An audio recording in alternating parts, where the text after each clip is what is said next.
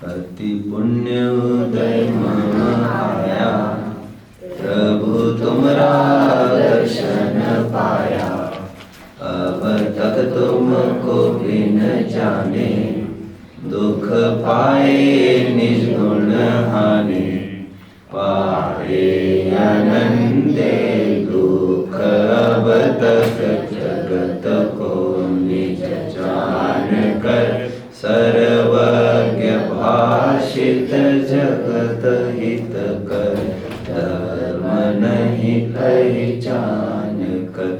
भवबंध कारक सुख प्रहारक, विषय में सुख मान कर। निज पर विवेचक ज्ञानमय, सुख निधि सुधा नहीं पान कर। मोक्षार्थियों, जैसे कि निरंतर हमारी चर्चा चल ही रही है, भक्ति रस एक अमोघ रस है। शांति रस के अंतर्गत 9 रस कहे हैं साहित्य में। एक भक्ति रस है, भक्ति रस। और इसकी ताकत इतनी है कि इस भक्ति के चलते हुए सहस्त्र संकट भी आ जाए, उसको हंसते हंसते झेल जाता है। इसलिए मैं कहता हूँ, इस भक्ति की भी अपनी अपनी मस्ती है, अपना अपना जुनून है। जिसे आजकल लोग जनरली ये कहते हैं थोड़ा म्यूजिक सुनना चाहिए, आदि सुनना चाहिए, जिससे डिप्रेशन कम होता है। वो तो लौकिक बात करते हैं, वो तो लोकोत्तर और आध्यात्मिक बात कर रहा हूँ।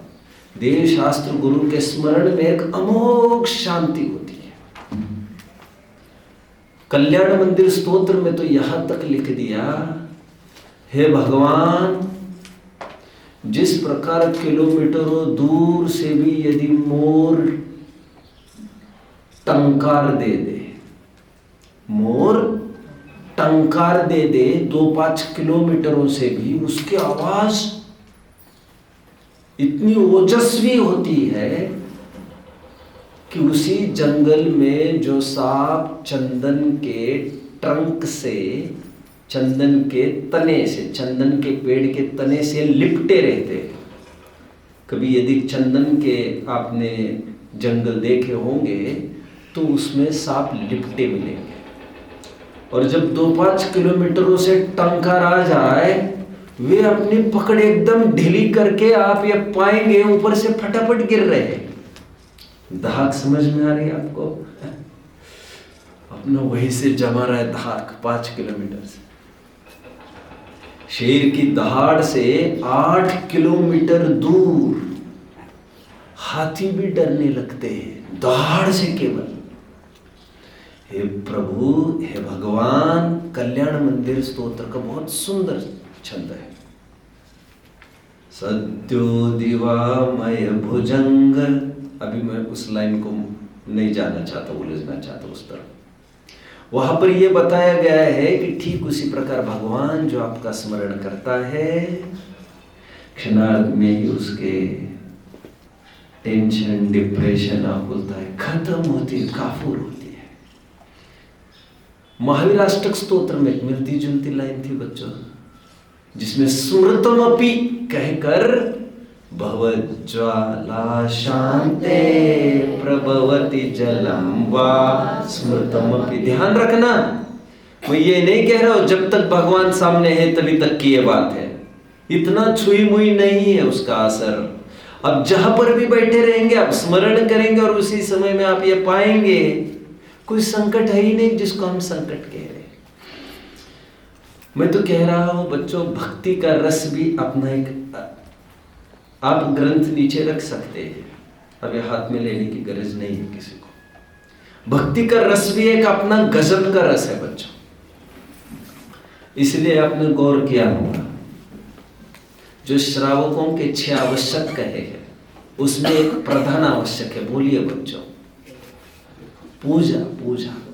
और पूजा, भक्ति, भजन ये पर्यायवाची है बच्चों। ये तो हम तुम कहने लग गए, सुबह जो होती है वो पूजन होती है, रात में जो होती है वो भक्ति होती है। ये तो हमारी सोचे की बात है। रात की जो अनुष्ठान आप करते हो, गुणानुवाद करते हो देव शास्त्र गुरु को, उसे भी आप पूजन कहेंगे तो that will not be wrong. कभी मौका आएगा तो मैं इस पर भी फोकस करूंगा, अभी तो मेरे ऊपर भरोसा करके चलिए। रात्रि में पूजन होती है कोई कहेगा तो दैट इज नॉट रॉन्ग। तो आप लोग दीपक मानते हो क्या, आरती मानते हो क्या? अरे तुम आरती और दीपक का अर्थ क्या समझते ये तुम ही जानो। लेकिन नाम यहाँ वहां भी हो जाए तो ये सब पर्यायवाची।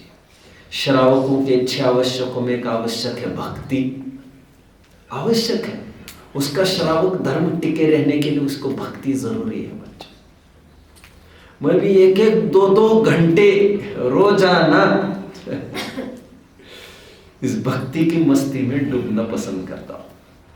खैर, मुनियों के 6 आवश्यक बहुत जल्द देखने वाले हैं, आज देखेंगे शायद। मुनियों के 6 आवश्यकों में भी स्तुति, स्तुति और वंदना। समता समारे स्तुति उचारे, वंदना जिन देव को। दोनों के आवश्यक में स्वाध्याय भी लिखा है और दोनों के आवश्यक में भक्ति भी लिखी है। मुनिराज के 6 आवश्यकों में क्या लिखा है? स्तुति भी एक है और एक वंदना भी है, और दोनों के दोनों गर्वित हो जाते हैं भक्ति के अंतर्गत। ये माना मुनिराज को भक्ति स्तुति वंदना के लिए वे किसी जिन प्रतिमा के मोहताज नहीं है। जैसा पूर्वों में भी शायद देव दर्शन पाठ में यह बताया गया है कि देव दर्शन का नियम मुनियों के नहीं हुआ करता है। नियम उन्हीं के हुए करते हैं जो कमजोर बच्चे हैं। मजबूती होने के बाद उनके कोई नियम नहीं होते। समझ रहे हैं बच्चों? आगे बढ़ते हैं। मैं ये कह रहा था, हमारी परंपरा में इतने गंभीर आचार्य हुए हैं, जैसे कुंद। आप कुंद को बड़े आध्यात्मिक समझते होंगे, समझना भी चाहिए और दुनिया ही समझती ही है। लेकिन क्या आप जानते हो, इतने आध्यात्मिक संत भी भक्ति के रस में डूबना चाहते हैं। दश भक्ति उनका एक साहित्य है। क्या? दश भक्ति, कुरल काव्य, ये उनकी कृतियां है। और 10 भक्ति में पूरी इसी की भक्ति है उनकी, देव शास्त्र गुरु की। और वैसे मुनियों के जीवन में ही कभी आपने नजदीक से देखा होगा, क्षण क्षण में अभी सिद्ध भक्ति, अभी आचार्य भक्ति, अभी योगी भक्ति, 10 प्रकार की भक्तियां हुआ करती है। आपने गौर किया है बच्चों? अरहंत भक्ति, ये 10 भक्तियों में ये सभी प्रकार की भक्तियां कही गई है। और उनके जीवन में तो वे रोजाना ही करते हैं। किसी ने गौर किया होगा, कभी आहार करने के लिए मुनिराज पधारे हैं तो पहले एक तरफ बैठकर पहले सिद्ध भक्ति करते हैं, सिद्धों का स्मरण। अनशन स्वभावी और पर्याय में भी अनशन पने को प्राप्त सिद्धों को स्मरण करके ही वे आहार चालू करते हैं। तब तक श्रावक क्या करेगा? श्रावक भी यही करेगा, देव शास्त्र गुरु की पहले भक्ति करेगा और फिर ही प्रारंभ करेगा। खैर, कुंद आचार्य देव ने 10 भक्ति लिखी है। नेक्स्ट, समंत भद्रा आचार्य तो बहुत प्रोमिनेंट है इस फील्ड में। समंत भद्रा आचार्य को बहुत तार्किक माना जाता है आज विश्व में। न्याय के फाउंडर मेंबर माना जाता है उनको। युक्ति, अनुशासन, आप्त मीमांसा जैसे गंभीर ग्रंथ उन्होंने लिखे हैं समंत भद्रा आचार्य देव ने, जिस पर टीका लिखने के लिए अकलन स्वामी विद्यानंदी भी कटिबद्ध हो गए। समंत भद्रा आचार्य ये तार्किक आचार्य रहे, न्याय उनका विषय रहा है। लेकिन इतनी तर्कणा वाले जीव भी किस प्रकार भक्ति में रमते हैं देखिए जरा। इतने भक्ति के साहित्य लिखे उन्होंने रत्नकरण सावकाचार्य भी उन्हीं का है। उन्होंने लिखी स्तुति विद्या, कभी उसका अंदाज में पेश करूंगा आपको, जबरदस्त है। जिन स्तुति शतक जिसे कहते हैं, स्तुति विद्या, देवागम स्तोत्र, स्वयंभू स्तोत्र, ये सब स्तोत्र समंत भद्राचार्य देव के ही है। हम क्या समझते हैं, कोई आचार्य तार्किक है तो बहुत गंभीर होते होंगे, और भक्ति करना गंभीरता की क्षति होती भी नहीं है। अपना अपना प्रेम है, चाहे जिस रूप में उमड़ने लग जाए। समझ रहे हैं? पति को पत्नी के प्रति प्रेम है तो पति क्या करता है पत्नी के प्रति? कभी कोई चीज ला के दे सकता है, और कभी कभी उनके काम में सहयोग भी कर सकता है। प्रेम मतलब क्या होता है, समझ रहे हैं? कि यही कहते रहे मैं तुम्हें चाहता हूं, मैं तुम्हें चाहता हूं, कि यही प्रेम है? आप पकड़ रहे बात को बच्चों? नेक्स्ट, पूज्यपाद आचार्य हुए, मैं क्रम से बता रहा हूं। 2000 वर्ष पहले कुंद हुए, 1800-1900 वर्ष पूर्व, मतलब पहली सदी में कुंद, दूसरी सदी में समंतभद्र, 5वीं सदी में पूज्यपाद स्वामी हुए। अभी पूज्यपाद स्वामी को एक्सपर्ट माना जाता है व्याकरण का। उन्होंने पूज्यपाद के नाम पर एक नया क्रेडिट है, और वो ये है कि उन्होंने व्याकरण को लॉन्च किया। अभी तक ये फील्ड रीता था, किसने इस पर कदम नहीं रखा था, और उन्होंने जैन व्याकरण देकर जैन समाज को निहाल कर दिया। अभी हम समझते हुए अध्यात्म भी है, क्योंकि उन्होंने इष्टोपदेश और समाधि तंत्र जैसे आध्यात्मिक ग्रंथ भी लिखे, लेकिन पूज्यपाद स्वामी ने भी दशभक्ति लिखी है। अभी आपको लगेगा दशभक्ति तो कौन स्वामी ने भी लिखी है, पूज्यपाद स्वामी ने भी लिखी है। वो प्राकृत में है, ये संस्कृत में है, और सबका थीम लगभग तो वही है, लेकिन कोई अनुवाद नहीं है, स्वतंत्र है। मैं तो ये कह रहा हूं, मुनिवर तक भक्ति में झूम जाते हैं। बच्चों, अमृतचंद्र आचार्य देव जो अध्यात्मी माने जाते हैं, टोडरमल जी की भाषा में, यदि अध्यात्म का अध्ययन करना हो तो आत्मख्याति पढ़ना। टोडरमल जी ने रहस्यपूर्ण चिट्ठी में क्या लिखा है एक जन को, यदि आपको अध्यात्म पढ़ना हो तो आत्मख्याति पढ़ना। इसका मतलब अध्यात्म के किंग, सच पूछो तो किंग मेकर कहना चाहिए। कुन स्वामी को फोकस में लाने का श्रेय उनके शिष्य 10वीं सदी में हुए अमृतचंद्र स्वामी को है। बड़े अध्यात्मी माने जाते हैं ये। अभी इन्होंने भी लघु तत्व स्फोट ग्रंथ लिखा बच्चों, जिसमें और कुछ नहीं है, 24 तीर्थंकरों की स्तुति ही स्तुति लिखी है। मतलब एक हाथ को देखकर ऐसा लग सकता है यार, जिन्होंने समय सार लिखा है, जिन्होंने आत्मख्याति लिखी हुई है, ऐसे भक्ति कर सकते हैं। जी हाँ। और आदमी के जैसे सिक्के के 2 पहलू होते हैं, उसी प्रकार जब आदमी पढ़ते पढ़ते गंभीर चर्चा करते करते थक जाता है, तब उसको लगता है थोड़ा भक्ति के मस्ती में मस्त हो जाए। तब भक्ति में जाओ रंगा। ये गृहस्थों की बात नहीं है, मुनियों की। मैं इतना सारा आपको बताया है, थोड़ा कठिन विषय आपको जरूर लगा होगा, लेकिन मुझे लगा आपको लॉजिकली ये प्रूव करके दिखाया जाए कि मुनिगण भी किस प्रकार भक्ति में मस्त रहते हैं। एक अंतिम मैं बात कहूंगा, फिर मैं अपने प्रकरण की ओर बढ़ूंगा। आचार्य ने तो एक जगह यहां तक लिखा है, किसी ने आकर कहा, अरे तुम ऋषि मुनि लोग हो, तुम तो बड़े गंभीर होने चाहिए, तुम ये क्या करते हो भक्ति आदि? इस भक्ति में फिर आपके हाथ भी ऊपर नीचे होते रहते हैं, हाथ भी आपके जुड़ जाते हैं। अहोभाव आते समय हाथ ऊपर होता है ना थोड़ा, तो इसमें काय गुप्ती नष्ट होती है आपके। क्या आप इस बात को नहीं जानते, उंगली को भी हिलाने में कितने जीवों का घात होता है? और आप तो मुनिराज हो, गंभीर हो। आप तो कल रात में ही बात चल रही थी, संस्कार कक्षा में मैं ये बात कर रहा था एरिया समिति के, मुनिराज जिस मुद्रा में सूर्यास्त के टाइम में आपको दिखे, सूर्योदय के टाइम में आपको मुद्रा चेंज नहीं दिखेगी। जब रात में आप इतनी गंभीरता, इतनी डिसिप्लिन मेंटेन रखते हो, तो दिन में आप ये भक्ति वगैरह करोगे तो हाथ आदि मूवमेंट तो हुए बिना रहेगा नहीं।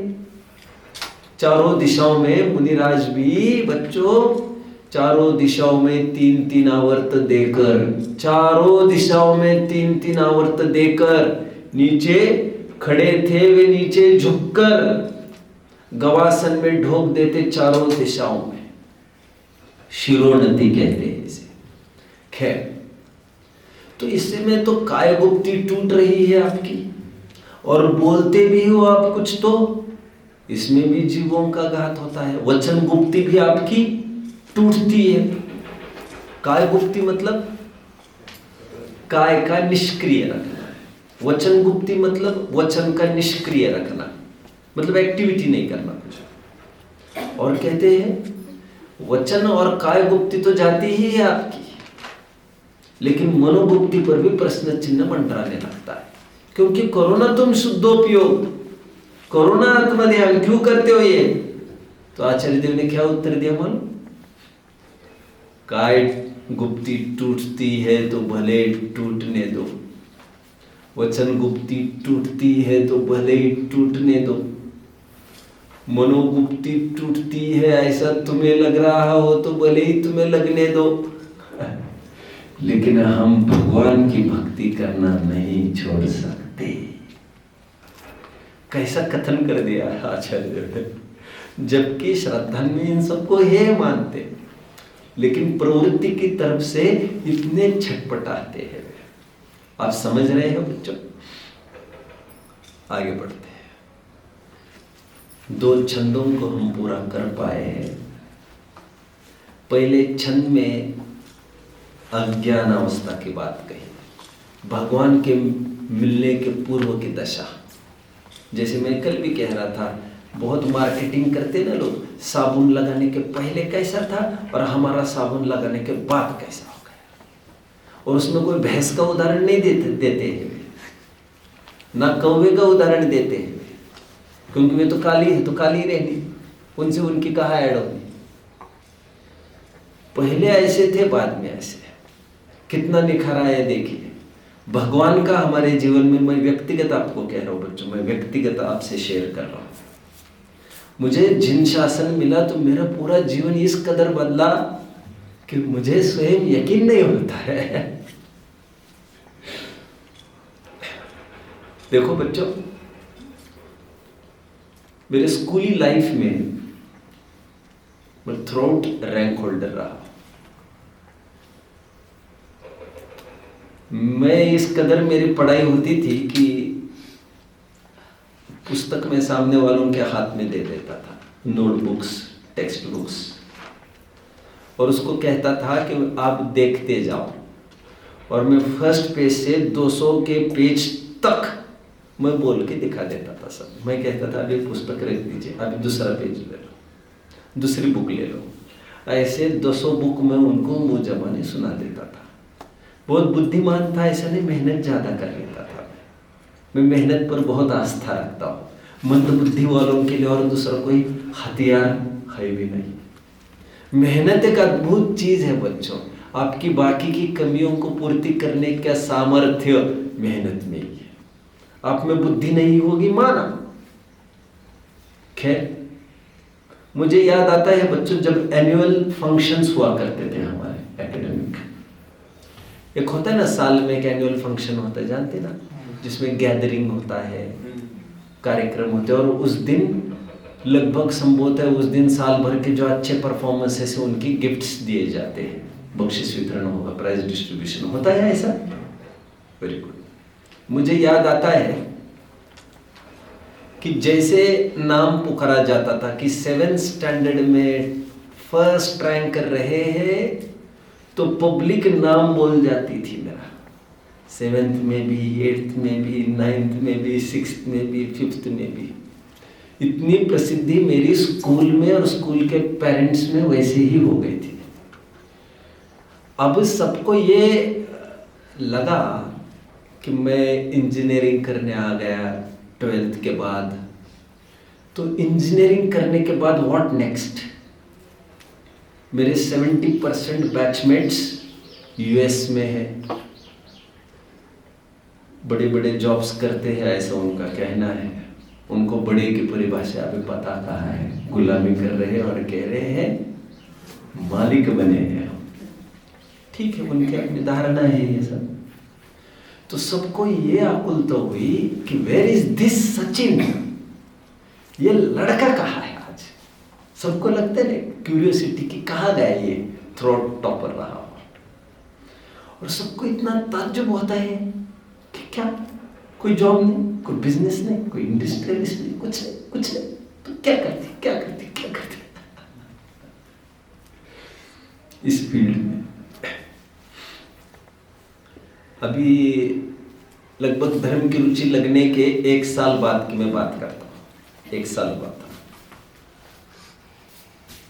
इतना जुनून था मुझे कुछ भी नहीं सोचता था धर्म के आगे। तब एक सॉर्ट ऑफ गेट टुगेदर हुआ और धर्म का जिस दिन पहला दिन था उस दिन से मेरा लौकिकता खत्म हो गई। मुझे कोई गेट टुगेदर्स, कोई मेल मिलाप, सम्मेलन, सर्कल, फ्रेंड सर्कल, दोस्त मंडली, मित्र मंडली, खत्म ये सब। अरे जिसको इसका रस लग गया उसको तो फिर कुछ भी नहीं सुहाता यार। लेकिन बाय चांस जहां पर वो गेट टुगेदर था वो एक मेरे दोस्त के ही यहाँ था और दोस्त was living besides his house was he was my neighbour, he is my neighbour there in आर्लूज। तो और वो भी दिगंबर जैन है और मैं उसी के यहाँ अध्ययन करता था 10-10, 12-12 घंटे। मृत्युंजय नाम है उसका। तो उसने कहा तुम्हें तो लोग तो किलोमीटरों दूर आ रहे, तुम्हें केवल 20 सीढ़ियाँ उतरनी है। आखिर वे भी अपने टीचर रहे हैं। मुझे गुरुजनों के प्रति काफ़ी भक्ति बहुमान है, लौकिक टीचर्स। वैसे किसी से कभी बात नहीं होती है, ना कभी मिलना का प्रसंग है, लेकिन उन्होंने बहुत दिया मुझे। तो उन्होंने कहा नीचे तो आओ आप। मुझे इतना दिक्कत हुई, अपना 1 घंटे का अध्ययन चूक जाएगा। मैं आ गया। वहाँ पर काफ़ी बच्चे थे, मुझे जितना ख्याल में आता है हमारे आगे पीछे के बैच वाले 25-30 जन तो थे वहाँ पर। तो वो भीड़ में सबको पूछ रहे थे आप क्या कर रहे हैं, आप क्या कर रहे हैं। तो सबने कहा मैं आज कॉन्ट्रैक्टर हो गए। कोई ये कहता था मैं MS किया है, कोई कहता था मैं अमेरिका में ऐसा करता, कोई कहता मैं कैलिफोर्निया में, कोई आगे। जब उन्होंने मुझे पूछा आप क्या करते हो, तो मैंने जब मेरी फील्ड के बारे में बताया, इसमें तो कोई प्रोफेशन जैसा कोई एक शब्द भी नहीं बोल सकते तब तो कोई, मैं आज लोग मुझे विद्वान समझते हैं, तब तो कोई समझता भी नहीं था। मैं क्या समझता हूँ तब और आज ये मैंने बोला भी नहीं है। तो लोग मुझे आज थोड़ा समझते भी है और वो भी अपने ही जो मेरे से कनेक्टेड है उसमें। जैनेतर क्या समझे मुझे, तो आप कल्पना नहीं करेंगे 1 घंटे के गेट टुगेदर में आधा घंटा वे टीचर मल्लिकार्जुन सर केवल मुझे लेके बैठे अकेले को, और जाते समय पीठ थपथपाई केवल मेरी और ये कहा I am proud of this guy. कह रहे आज हमें बुढ़ापे में आते आते ये बात समझ में आ रही है, ये सब जाने वाला है हमें। Actually he is a Christian, okay, वो कोई जैन वैन नहीं है। Again to tell you, he is from Kerala, if he may be alive today I don't no.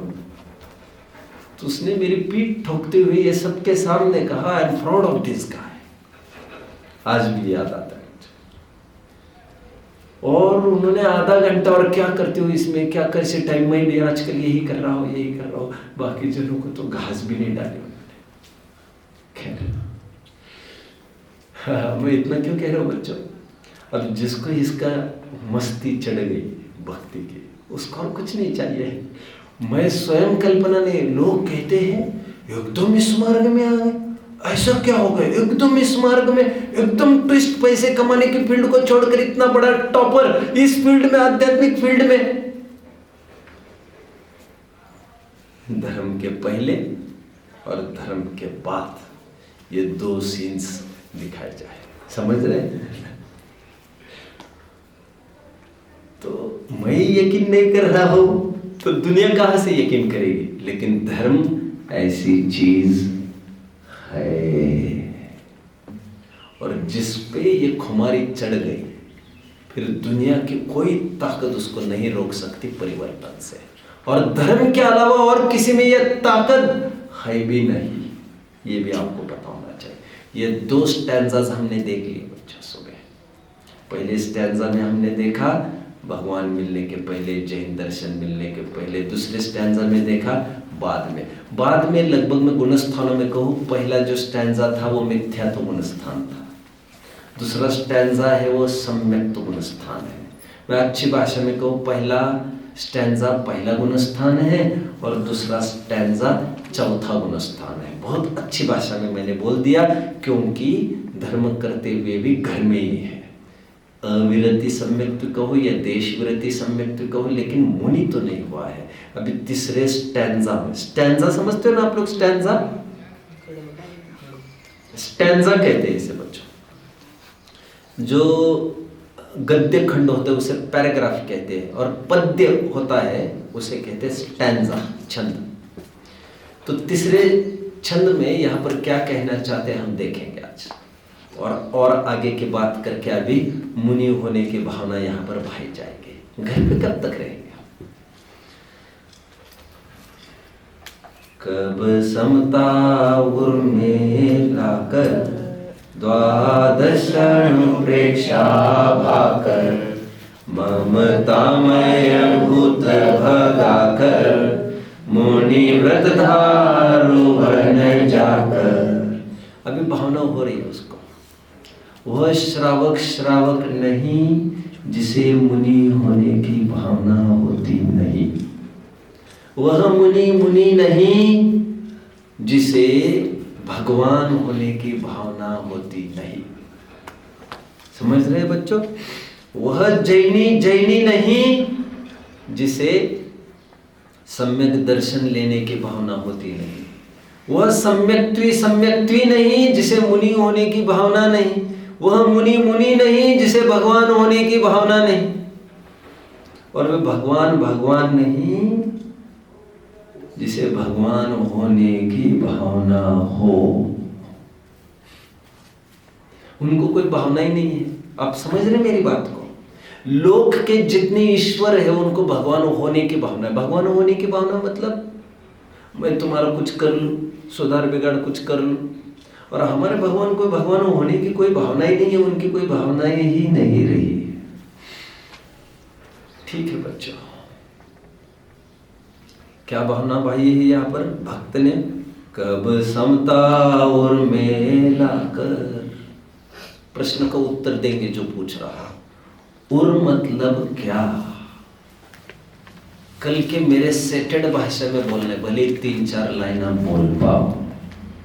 उर मतलब क्या? नीचे देखोगे तो कहां से पूछ लूंगा मैं? आर्यन बोलो। आर्यन श्रद्धा ज्ञान चारित्र। 3-4 लाइन्स में कोई कहेगा मैंने जो कहा था? मैंने कल कहा था यहाँ पर बोलो। आचरण। यहाँ पर उर का मतलब, हृदय का मतलब कोई शारीरिक अंग नहीं लेना।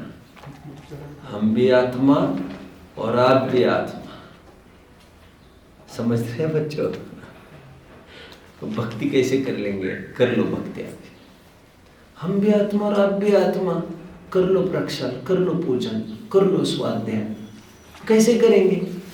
अरे ये सब आत्मा के ही परिणाम है। कब समता और मेला कर। और मतलब श्रद्धा ज्ञान चारित्र। इसमें क्या लाना? समता लाना। समता तो फिर अभी तक क्या थी? पहले स्टैंजा में तो ममता थी, दूसरे स्टैंजा में सम्यक्त्व को समता तो आ गई है, लेकिन तीसरे छंद में ममता की प्रचुरता, समता की प्रचुरता की बात चल रही है। क्या कहा बच्चों? ममत्व का त्याग किया है सम्यक दृष्टियों ने, लेकिन वो श्रद्धा अपेक्षा किया है।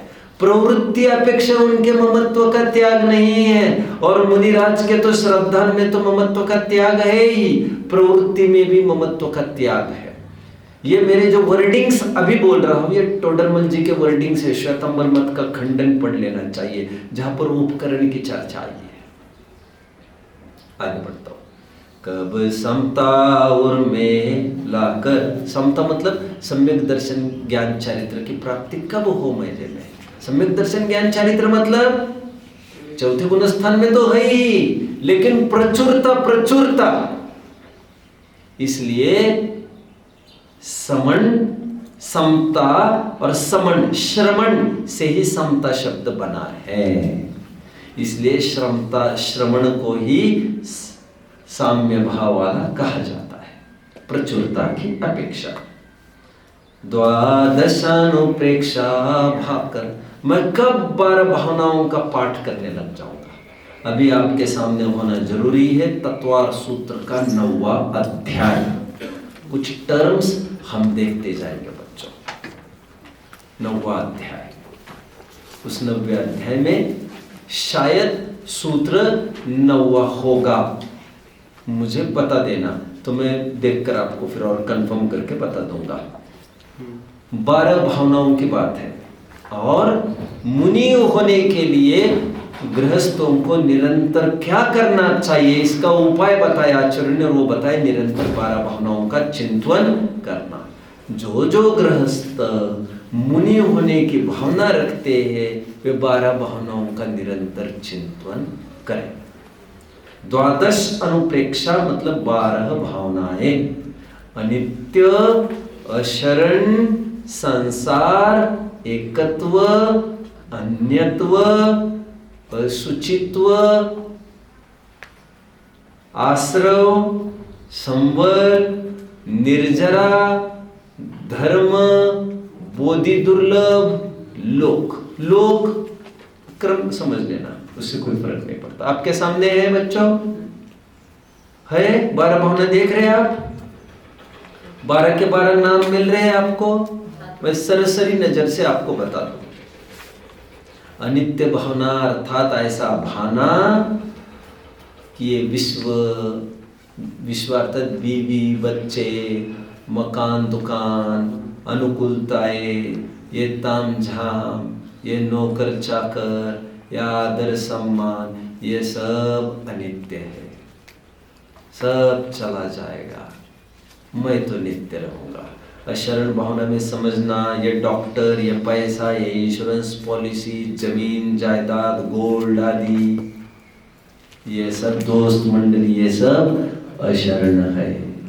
सहारा करने लायक मेरा ही आत्मा है। संसार भावना में ऐसा विचार करना कि ये चतुर्गति भ्रमण जो हो रहा है, राग द्वेष निरंतर मेरे में हो रहे हैं, ये मुझे दुख के कारण है, और इसका फल कीड़ा मकोड़ा, लठ, इल्ली आदि कॉकरोच जिनसे आप बचना चाहते हैं, नाक भौ सिकुड़ते हैं देखकर, वे नहीं, उससे दर्दनाक पर्याय मिलने से कोई नहीं रोक पाएगा। उपाय ये सब असार है, सारभूत मेरी आत्मा है।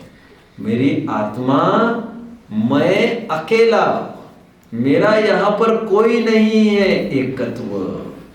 बीवी बच्चे ये मेरे नहीं होते हैं, अन्यत्व।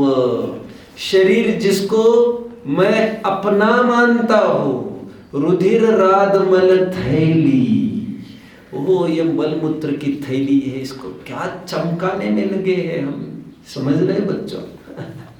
इसको लोग तो पाउडर भी लगाते हैं, क्या क्या करते हैं, क्या क्या करते हैं, उनको तो चैन ही नहीं पड़ती कुछ किए बिना। कौन लगाता है पाउडर? लगाते हो क्या? तो कौन लगाता है? तो फिर मना क्यों कर रहे हैं?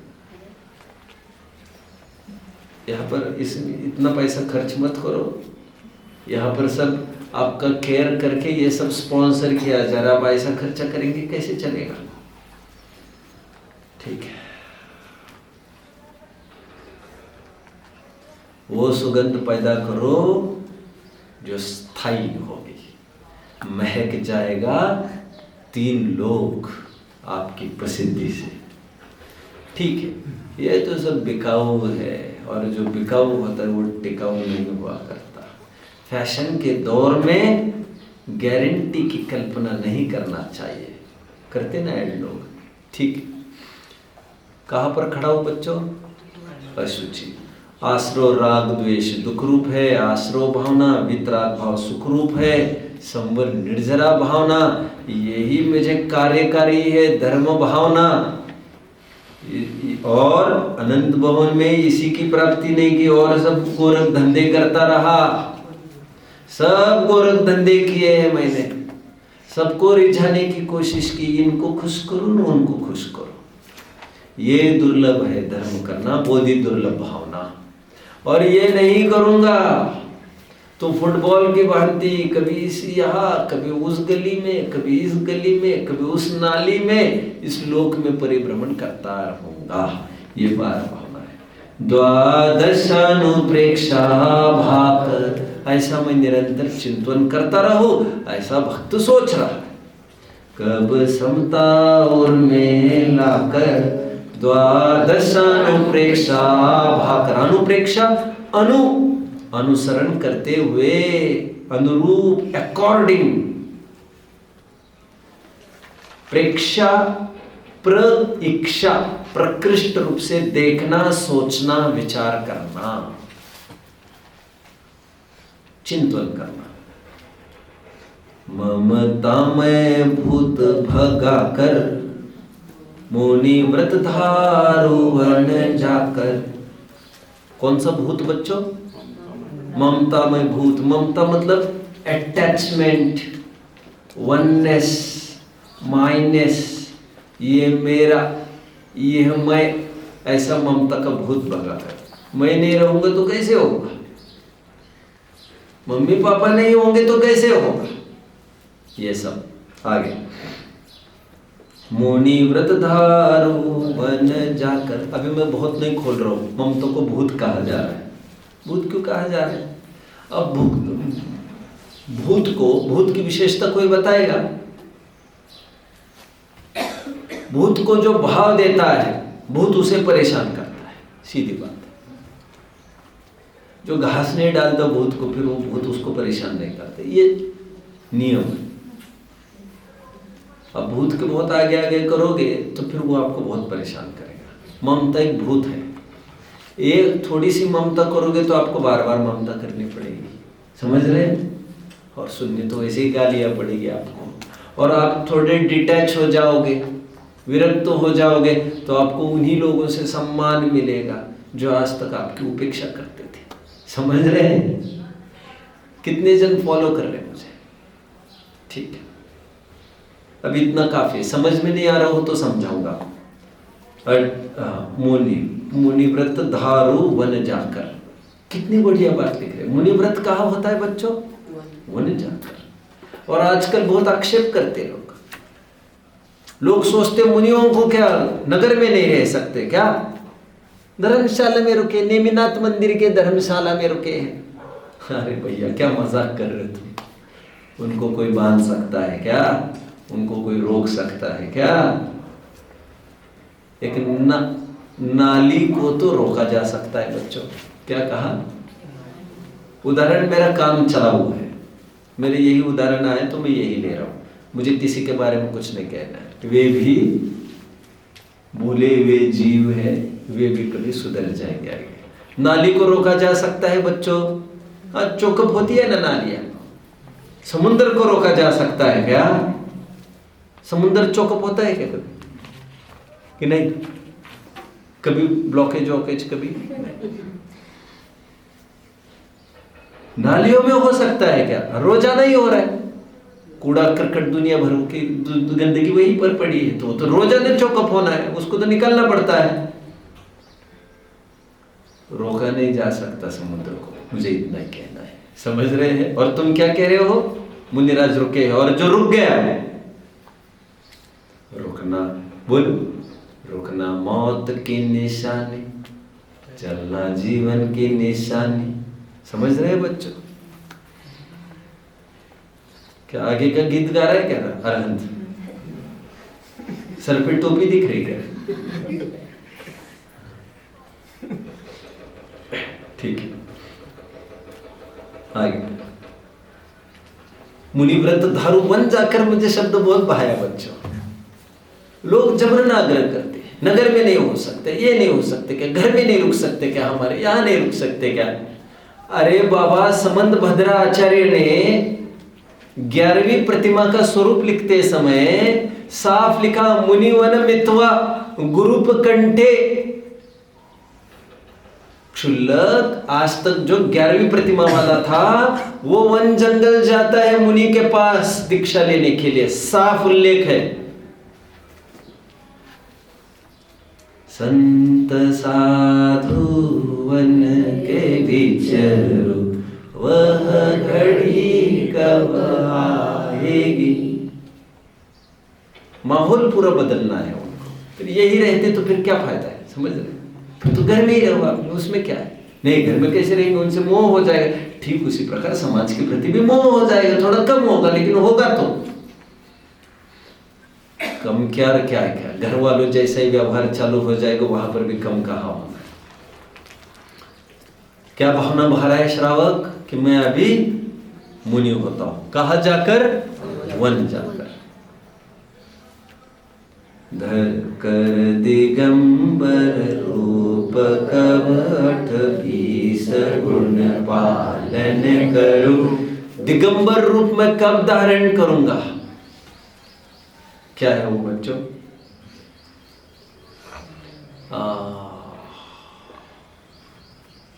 लाइन मंगल श्रृंगार की किसी को याद है? जड़ वस्त्रों से तन सुंदर रागी लोगों को दिखता है। क्या कहा? जड़ वस्त्रों से तन सुंदर रागी लोगों को दिखता है, पर सच पूछो इसके अंदर आत्म का रूप सिसकता है। सिसकता है, समझ में आता है बच्चों? सफोकेशन होने लगता है। सच्चा रूप तो सच्चा रूप। जड़ वस्त्रों से तन सुंदर रागी लोगों को दिखता है, पर सच पूछो। जींस अच्छी लगती है कि कुर्ता पैजामा अच्छा लगता है पहनना विराज? और यहाँ पर तो वही बोलेगा, बलि का बकरा कौन बनेगा? जड़ वस्त्रों से तन सुंदर रागी लोगों को दिखता है, पर सच पूछो इसके अंदर आत्म का रूप सिसकता है। आगे क्या है? जब बाह्य मुमुक्षु भेष धार ज्ञानांबर को धारण करता। क्या? जब बाह्य मुमुक्षु भेष धार ज्ञानांबर को धारण करता, अत्यंत मलिन रागांबर तज। कुछ समझ रहे हैं बच्चों? कितने जन फॉलो कर रहे हैं मेरी बात को? मुनिराज ने राग द्वेष के ये मलिन, राग द्वेष के ये मलिन कपड़े उतार के स्वच्छ कपड़े पहने, ज्ञान और वैराग्य के भावना बाहर है। मुनि व्रत धारु मन जाकर, धर कर दिगंबर रूप कवट, 20 गुण पालन करूं। दिगंबर मतलब बच्चों, व्हाट इज दिगंबर? श्वेतांबर, पीतांबर सुना है कभी? श्वेतांबर होते हैं सफेद कपड़े वाले, तो तुम हम ही है। उसके लिए मुनि होने की क्या गरज है? और पीतांबर जो पीत वस्त्र पहनते हैं, एक लालांबर होते हैं जो लाल वस्त्र पहनते हैं, और एक दिगंबर है जो दिशा रूपी ही वस्त्र रहते हैं जिनके। आहा, कितना सुंदर शब्द है ये दिगंबर। कितना सुंदर शब्द है ये। सृष्टि ही जिनके कपड़े हैं, जमीन ही जिनकी शैया है, आकाश ही जिनके ओढ़ने के साधन। दिगंबर, नग्न भेष तो धार क्या है, दिगंबर का मजा कहां न जाए इस कंगाली का। क्या इस नग्नता का कुछ मजा ही अजब गजब है। मैं भूल रहा हूं अभी वो ये मजा कहां न जाए इस कंगाली का, नग्न दिगंबर भेष धार तू खुशहाली का। आ गया लाइन आ गई। नग्न दिगंबर तू भेष धार खुशहाली का, मजा कहां न जाए इस कंगाली का। नग्न दिगंबर तू भेष धार खुशहाली का, मजा कहां न जाए। बोलो किसका? खड़े रहो, आ जाओ।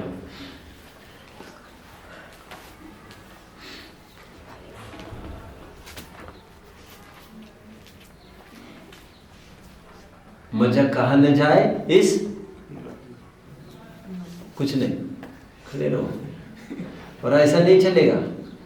आप अगली साल समझ लेना, आपके मम्मी पापा को मजाक लगा होगा, इफ फाउंड अनफिट, क्या करेंगे हम तुमको रखकर? तुम इतनी सी भी बात नहीं बोल रहे हो।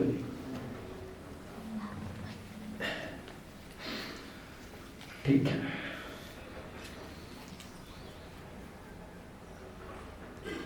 अट्ठाईस गुण पालन करो। What is 28? 28 टोटलिंग करने का रूल है, ऐसा रूल हर जगह ऐसा होता है।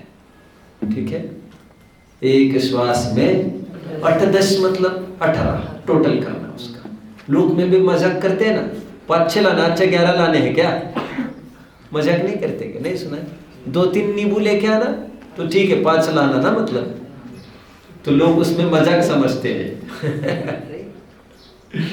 सामने वाला भी मजाक ही समझ रहा है, तभी तो 28 मतलब 28। 28 मूल गुण कोई बताएगा मुनियों के? एक जन भी बताने को तैयार नहीं, और आहार देने के लिए सबको आगे बढ़ रहे हैं सब। आहार कितने जन ने दिया है मुनि को?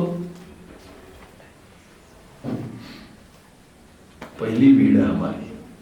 28 मूल गुण क्या जरूरी है? माँ बाप दे रहे, देते रहो। लगभग हम वही करते जो माँ बाप करते हैं। माँ बाप ठीक समझते हैं, क्योंकि हम माँ बाप को ठीक समझते हैं और कुछ नहीं। लेकिन जिस दिन आपको सच्चे माँ बाप का ज्ञान होगा, तब आपको नकली माँ बाप का पर्दाफाश हो जाएगा। सच्चे माँ बाप कौन है? हाँ, कौन है? अरे कुछ तो बोलना, खड़े रहो फिर। हाँ जी, जिनवानी क्या है? सच्ची माँ। और पापा कौन है? जिन्होंने पाप का त्याग किया है, अरहंत भगवान। समझ रहे?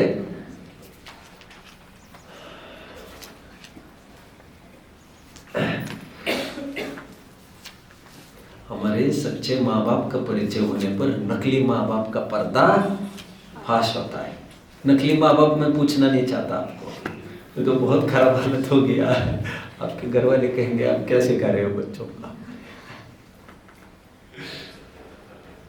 यस, जो घर पर आपके माँ बाप है वो असली है कि नकली है? हाँ,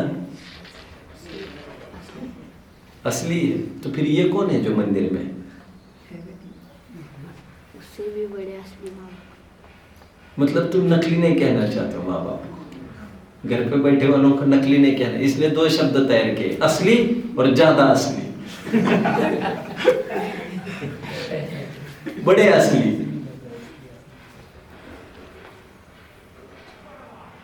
छोटे असली और बड़े असली में क्या अंतर है? कुछ ना कुछ तो अंतर है। और नकली पने का तो अंतर है। सच्चे माँ बाप का पता चलने पर नकली माँ बाप का पर्दा फाश होता है। हम आज माँ बाप के कहे अनुसार इसीलिए चलते हैं कि हम समझते हैं माँ बाप ठीक है, सही है। लेकिन जब हमें पता चलेगा माँ बाप भी गलत है, पता चलेगा कि नहीं? आपके माँ बाप में से कोई तो होगा ऐसा जो कुछ न कुछ व्यसन करता होगा। नहीं शराब बीड़ी समझो, तंबाकू तो खाता ही होगा। कोई कोई ऐसा भी होगा, क्या रे यार यहाँ क्यों ताक झाक कर रहे हैं? कोई ऐसा तो होगा आलू प्याज खाता होगा, कुछ न कुछ तो होगा। नहीं मेरे माँ बाप जो जो करेंगे आप तो सही। अरे परीक्षा तो इन माँ बाप की भी की गई है, अब उस माँ बाप की भी परीक्षा नहीं करेंगे तो क्या काम हो चलेगा? परीक्षा तो इन माँ बाप की भी की गई है, जिनवानी की और भगवान की। आपके माँ बाप तो बड़े छोटे तत्व है, और ऐसे माँ बाप हजारों बदलते आए हैं, हजारों तो नहीं बदलेंगे अभी। हजारों बदलने हैं क्या माँ बाप? कितने माँ बाप चाहिए आगे और तुमको? हाँ, यही चाहिए हमेशा तुम्हें। ठीक है, 28 मूल गुण के नाम बोलो बच्चों। 28 मूल गुण के नाम बोलो।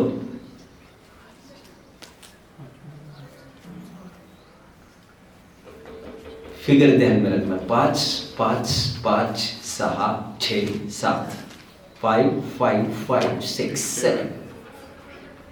5 महाव्रत, 5 समिति, 5 इंद्रिय जय, 6 आवश्यक और 7 अतिरिक्त गुण होते, कुछ शेष गुण कहते उसे। जैसे 5 महाव्रत कौन से? अहिंसा महाव्रत, सत्य महाव्रत, अचौर्य महाव्रत, ब्रह्मचर्य महाव्रत और अपरिग्रह महाव्रत। 5 इंद्रिय जय, स्पर्शनेन्द्रिय जय, रसनेन्द्रिय जय, ग्रहणेन्द्रिय जय, चक्षुरेन्द्रिय जय और कर्णेन्द्रिय जय। इंद्रिय का पाठ जल्दी पढ़ेंगे 10-15 दिन के अंदर। 5 समिति, कल चर्चा कर रहा था ईर्या समिति के संस्कार कक्षा में। ईर्या भाषा, ऐषणा, आदान निक्षेपण और प्रतिष्ठापना। बैठो बच्चों। मुनियों की कितने मूल गुण बताए? कितने बताए? कैसे याद रखना बोला? 5 5 6 7। कितने हो गए? 28। करो टोटल।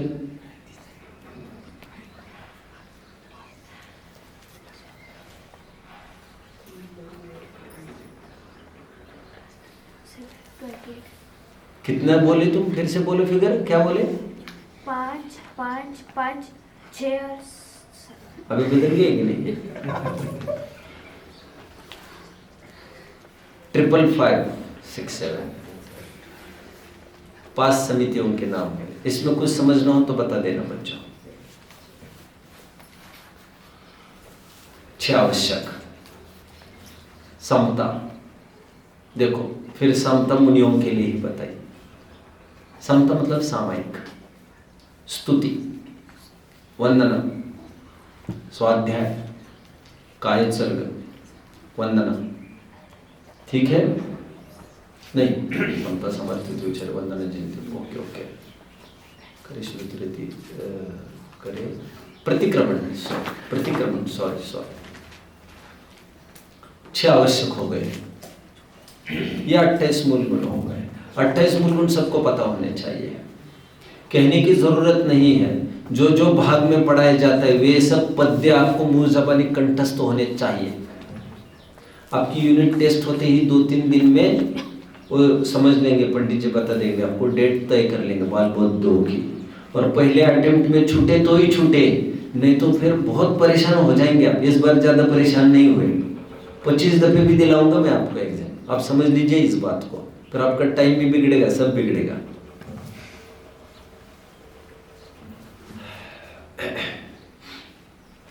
चलो कहाँ तक आया? 6 आवश्यक, इसेंशियल्स, आवश्यक, करने योग्य। अभी 7 शेष गुण: नग्नता, केशलोच, अदंत धोवन, भूमि शयन, खड़े खड़े भोजन,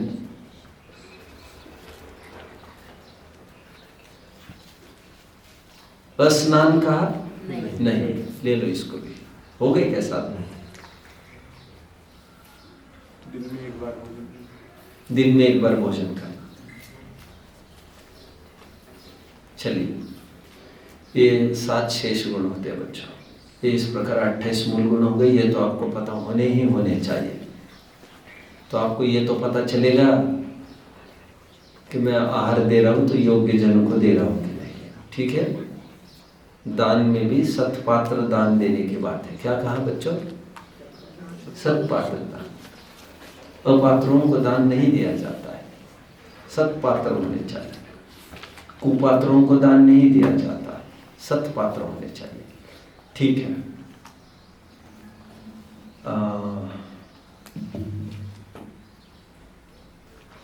पढ़े आगे, बोलो। कोई डाउट है किसी को? कुछ डाउट? बोलो। हाँ बोलो। 6 आवश्यक के नाम बोलो। 8वीं वाले बोलो। 6 आवश्यक के नाम बोलो। 4 में से कोई भी नहीं तो खड़े रहो चारों।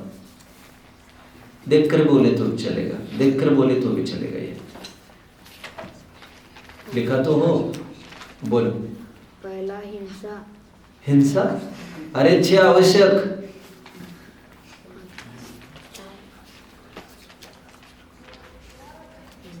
तुम कौन से गुरुकुल में पढ़ के आए? कौन से गुरुकुल में पढ़ के आए? बाहुबली। कुछ जानते हो आप? 28 मूल गुण पढ़ा है आपको? कितना अन्याय किया है तुम्हारे साथ उन्होंने? कितने साल रहे? एक ही साल रह गया तो भक्कर आ गए क्या यार? नहीं, भगा दिए गए क्या हुआ? दोनों में से कोई एक ही साल बस। ऐसे कैसे? 6 आवश्यक बताए। समता, समता, समारे, थुति उचारे, वंदना जिन देव को, करे श्रुति रति, करे प्रतिक्रम, तचेतन अहमेव को। समता, स्तुति, वंदना, स्वाध्याय, कायोत्सर्ग और प्रतिक्रमण। ठीक है। समय अपना हो रहा है बच्चों, देख लेंगे रात में। कुपात्र और अपात्र में, कुपात्र और अपात्र में फर्क सुनिए बच्चों। पात्रता की जब चर्चा ही है ग्रंथ में, स्पेशली जो मैं कह रहा हूँ रत्नकरण श्रावकाचार्य की वचनिका में मिलेगा, वैसे ज्ञानानंद श्रावकाचार्य की मिलेगा, श्रावकाचार्य के ग्रंथ में मिल जाएगा। उत्तम पात्र, मध्यम पात्र, जगन्य पात्र, अपात्र, कुपात्र, 5 बातें कही। पर मैं नहीं समझता हूँ अभी आपको इतना जरूरत भी है। छोड़ो इस बात को। अभी तो झगड़ा केवल इस बात का है कुपात्र क्या है और अपात्र क्या है।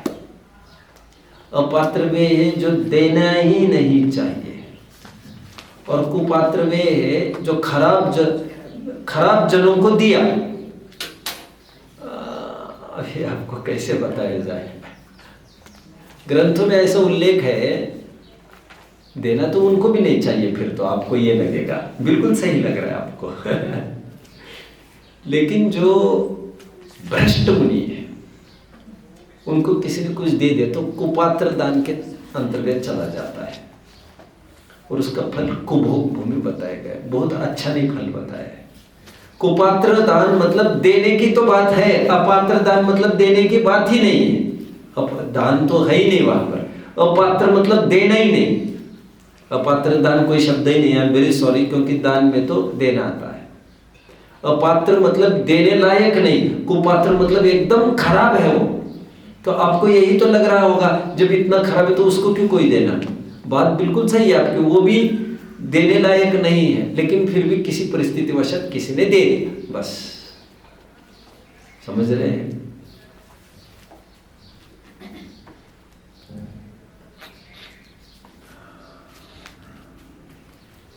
ठीक है, फिर कभी चर्चा कर लेंगे।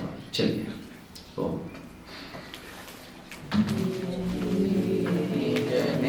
बताई यह अनंत उपकार है।